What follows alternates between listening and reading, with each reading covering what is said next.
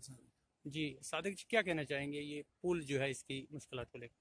ये बड़े दुख से और बड़े अफसोस से कहना पड़ता है कि साल 1917 2017 से ये पुल लगा और हमें बहुत खुशी हुई कि हमारा पुल जो है ये जल्दी लगेगा। तो इसके दो पिलर बने। तो इसका फंड जो था वो सीडी का फंड था 5 लाख रुपया। बाकी 5 लाख रुपया निर्गया का था कि निर्गया स्कीम से देंगे, 10 लाख में ये था।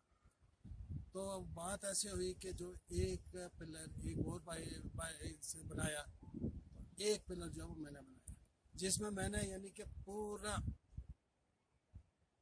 पूरा मटेरियल जो है तो 2.25 लाख रुपए का सरिया सीमेंट रेता बजरी लेबर पेमेंट वगैरह जो थोड़ी बहुत थी वो मैंने की।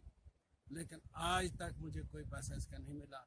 दूसरा पिलर जिसने बनवाया था वो उसका 5 लाख रुपए जो सीडी का था वो उसको मिल गया, वो उसने ले लिया। यानी कि वो पंचायत की मेहरबानी, वो एक जई अब्दुल्ला था, उसने उसे कमीशन दिया तो उसका नाम बिल बनाकर वो उसने ले लिया।